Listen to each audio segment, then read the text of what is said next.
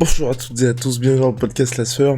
Rose qui était en train de nous faire des arabesques avec ses... Quoi? Bref, ouais, Quoi? exactement. Oui, oui, enfin, on fait des gestes en l'air, pardon. Ouais, Voilà, exactement. ça m'a Juste là, on va parler de Derek Lewis contre Chris DeCaus et Derek Lewis qui a battu le record de KO à l'UFC, 13 KO au total au cours de sa carrière UFC pour Derek Lewis, nouveau record devant Matt Brown, devant Vitor Belfort, et on va vous parler du combat face à Chris DeCaus qui était classé 7ème juste avant ce soir et Derek Lewis qui était 3ème, et je veux pas dire le champion reste le champion mais le contender reste le contender. Swear.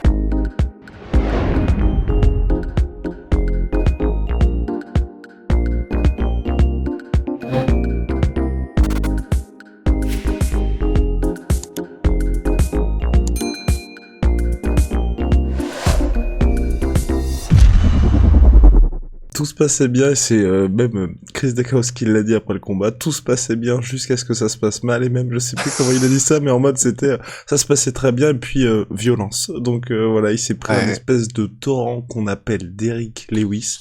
Première défaite pour lui à l'UFC, première défaite par KO à l'UFC, c'était brutal. Rust, parole à la défense.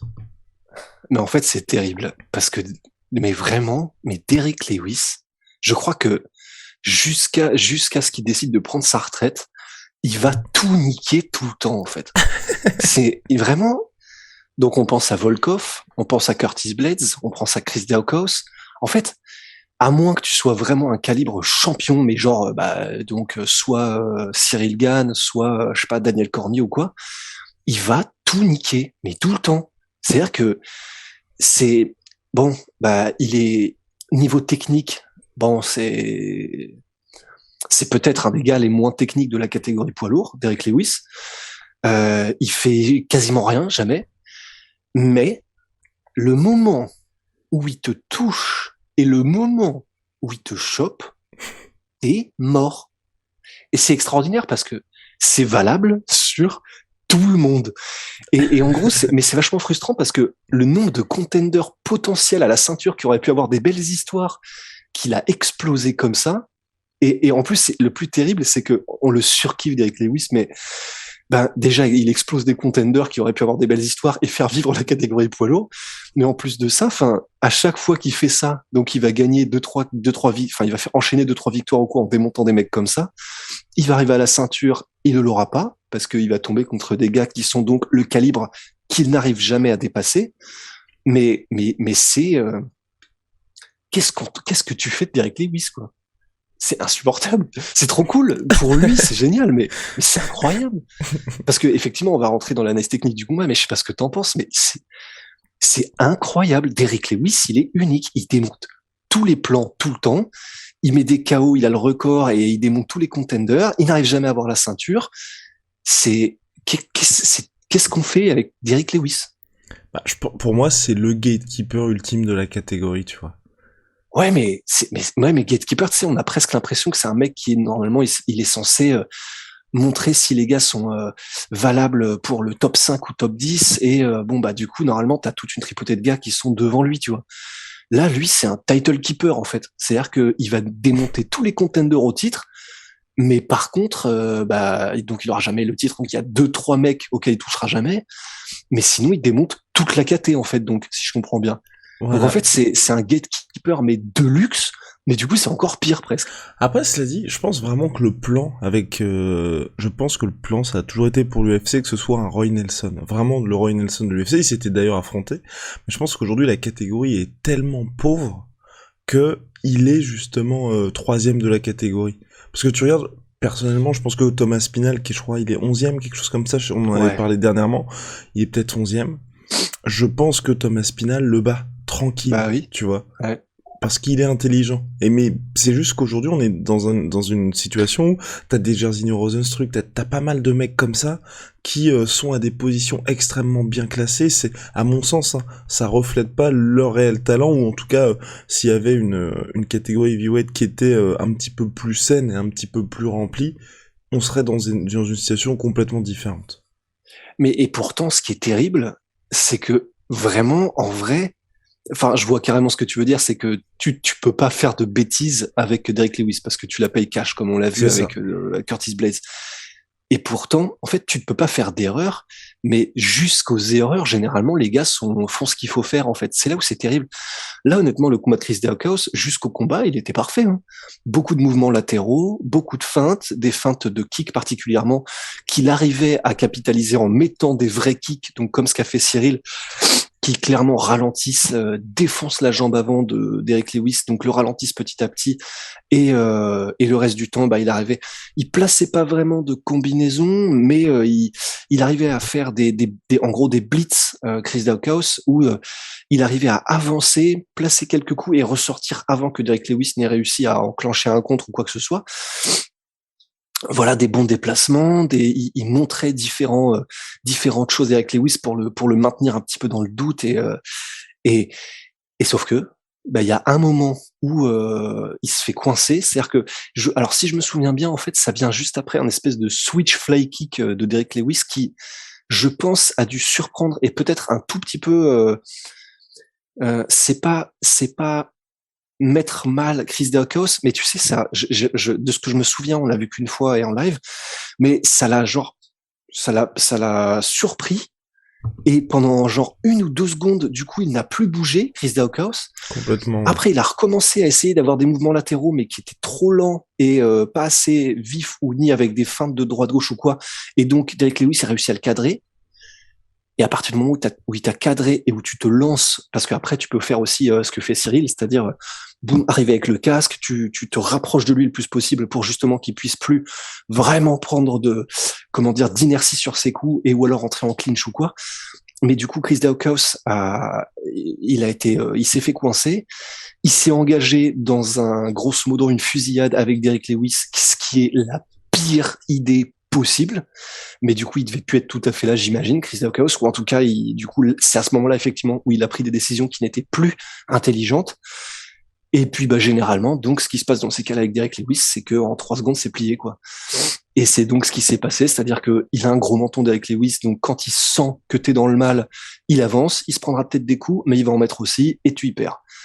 Et donc c'est ce qui s'est passé, et bah voilà quoi, je pense qu'en l'espace de 5, 6, peut-être 6 secondes, un truc comme ça, l'histoire de quelques échanges, Chris Daukaus était inconscient au sol, donc la Qu'on a mis classique. quand même, hein, Chris Dacos, je pense qu'on a mis Et c'est aussi, mais ça. forcément c'est un mauvais pari. Bah, c'est que, en fait, t'as des gars avec lesquels tu peux pas faire de fusillade, faut rester à distance et sniper. En fait, t'as Derrick Lewis, Francis Ngannou, tu peux pas faire des duels cow-boy à l'ancienne. Vas-y, on tire en même temps, on voit qui s'en sort parce que bah, c'est pas le même armement qu'ils ont en fait que toi. Et bah voilà quoi, classique. Mais ce qui est Mais intéressant, c'est terrible. c'est terrible, mais j'ai bien aimé, tu vois, la réaction de Chris Dacos juste après le combat, où il sait ce qui s'est passé, il sait ce qu'il a mal fait, il est en mode, effectivement, première défaite pour moi, mais je vais revenir, j'aime bien, parce que Ouais, parfaitement lucide par rapport à ce qui ouais. s'est passé, tu vois, je pense qu'il il s'y attendait de son corner lui-même à, il faut que je sois parfait tout du long pour réussir à m'imposer contre Derek Lewis. Là, j'ai fait cette connerie-là. Et en plus, ce qui est bien, c'est que bon, j'ai vraiment eu l'impression qu'il avait saisi aussi que, il l'a dit, enfin, tu vois, c'est les heavyweight, donc forcément, quand tu Bah te fais ouais. choper, c'est terminé. Ah, t'as pas le droit. T'as pas le droit à l'erreur. C'est paradoxal les heavyweights parce que oui, ils sont un petit peu plus lents et ils sont un petit peu moins techniques que les plus petites catégories. Mais même si du coup, entre guillemets, théoriquement, c'est comment dire, tu vois, genre un mec comme, je sais pas, Conor McGregor dans son prime ou un high kick de Elson Barbosa, c'est en 1/2 seconde. C'est pas vraiment genre ne pas faire d'erreur, c'est des trucs, c'est à la vitesse de la lumière, donc tu peux vraiment, c'est difficile de voir venir. En poids lourd, normalement, c'est effectivement t'as un petit peu plus d'espace, mais par contre, la moindre erreur, t'es mort. Enfin, c'est vraiment, c'est un autre monde en fait, les poids lourds. Et effectivement, je suis d'accord, j'ai vraiment beaucoup aimé la classe de Chris Daukaus. Et puis jusqu'au KO, eh ben, il faisait vraiment du bon travail. Donc, on va voir comment est-ce qu'il continue sa carrière. Il était quand même sur 4 KO d'affilée, donc bon, c'est quand même bon signe. Tu penses qu'il va rester en heavyweight parce qu'il y en a pas mal qui se posaient la question, en tout cas j'ai vu sur les réseaux sociaux, pourquoi pas descendre en 93 kilos parce que c'est vrai qu'il y a un petit peu de De peut-être 2 surplus. kilos ouais exactement 2 kilos superflus pour Chris Deckhouse. Ouais, ben en fait, faut voir parce que honnêtement, c'est possible, mais tu sais, il y a des gars, alors je sais pas si c'est son cas, Chris Daukaus, mais moi je me rappelle d'un gars qui s'appelait Soa Palelei, qui était en poids lourd à l'UFC, un mec des îles Pacifiques qui a eu une bonne carrière à l'UFC, voilà, pas non plus ébouriffante, mais une bonne carrière. Grosso modo, c'était le genre de combattant qui combattait debout et soit il te met KO, soit tu le mets KO. Et bah pareil, en fait, t'avais l'impression qu'il était un petit peu genre des kilos superflus, mais avec un petit peu des poignées d'amour ou quoi, si je me souviens bien. Sauf que c'est le genre de mec, genre, il a une structure qui fait qu'il ne peut pas descendre en dessous de 100 kilos. C'est juste, c'est pas possible en fait physiquement. C'est peut-être le cas pour Chris Daukaus, je ne sais pas, mais en tout cas, effectivement, si ça n'est pas le cas et qu'il peut perdre ses kilos, ça peut être une très très très bonne option effectivement, parce que avec le style qu'il a en light heavyweight, ça peut vraiment vraiment faire des magnifiques performances. Et s'il reste en heavyweight, moi je ne serais pas contre un Tai Tuivasa contre Chris Daukaus. Ah ouais, grave. Oh putain, parfait. Ah ouais. Ouais. Parfait. Et pour Derrick Lewis, par contre, tu le mets contre qui là? Là, franchement, c'est horrible pour l'UFC, hein, parce que clairement, en plus, il a dit, j'ai envie de retrouver le titre, mais je veux que des combats en 3 rounds. Vraiment, on en parlait hier. Moi, j'aimerais bien, faut convaincre Stipe Miocic, mais j'aimerais bien Stipe contre Derrick Lewis. Absolument. Je pense que c'est le combat qui a le plus de sens là aujourd'hui. En 3 rounds? Non, t'es obligé de le faire en 5 du coup. Non, mais ou tu alors peux tu le mettre fais en en 3, common tu sais, event. c'est ça, en common event sur un pay-per-view. Ouais. Bah ouais, du coup, ouais. Mais est-ce que Stipe Miocic acceptera ça? Je ne pense pas, malheureusement. C'est ça le ouais. problème, sauf si, ouais, non, j'allais dire s'ils mettent un... Il a aucun intérêt. Sauf si tu dis que le vainqueur a un title shot. Ouais, mais j'ai du mal à croire que... Ouais, tu vois, j'ai du mal à croire que le camp et le management de Stipe Miocic n'arrivera pas à négocier quand même un title shot. Et puis en plus, même sans avoir à négocier, donc Derrick Lewis explose tout le monde qui n'est pas le champion. Donc si tu bats Derrick Lewis, bon bah entre guillemets, t'es obligé du coup d'avoir le title shot quoi. Donc je pense que du coup, vu qu'il a un bon cardio et qu'il est habitué aux 5 rounds et que c'est comme ça que tu bats Derrick Lewis, ou en tout cas que tu peux le faire abandonner parce que tu sais que si jamais tu forces un petit peu et bah Derrick Lewis sait qu'il peut pas tenir les 5 rounds et que du coup voilà, généralement il a un petit peu contre Junior Dos Santos, contre Cyril, bah il a tendance effectivement à abandonner. Ben du coup effectivement tu n'as aucun intérêt à accepter un 3 rounds parce qu'un 3 rounds Derrick Lewis c'est pas le même animal quoi. Et c'est pour ça que moi j'aimerais beaucoup voir ça contre Stipe en 3 rounds, parce qu'entre 5 clairement il est mort. Enfin Stipe Miocic est beaucoup trop intelligent pour ça, mais en 3 rounds, mais il peut se faire choper quand même hein. Il peut se faire choper comme tout le monde, Ouais, c'est ça. Et puis en 3, j'aimerais mieux. Ouais. Ah, il y aurait une plus grande inconnue, quoi. Ouais. T'imagines, il finit Stipe? Oh putain.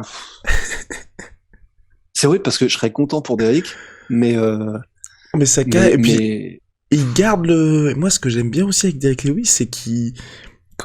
Alors que le combat était soporifique à mourir, il garde le bad blood avec Francis en vie. Non, mais ça c'est incroyable. Ça c'est ouf. C'est extraordinaire. Bah ouais. Bah de toute façon, à partir du moment où il y a un KO, de toute façon c'est pour le highlight, donc ça c'est bon, c'est engrangé. Donc l'UFC arrivera toujours, de toute façon, à vendre Derrick Lewis. Enfin, tant qu'il y aura des KO, même si le combat juste avant le KO est effectivement pas forcément le plus intéressant des combats, bah voilà, il restera, auprès des fans, il restera un favori coup. Et voilà, affaire à suivre en tout cas pour Derrick Lewis qui garde ses options ouvertes. Allez, big shout à my sweet pea, my sweet protein. 30% sur tous mes protéines avec le code la sueur, you already know. Ouh là là. What's up? Oh là là. Yes sir. Et Venom, sponsor de l'UFC. Sponsor de la sueur. See ya, Big Rusty.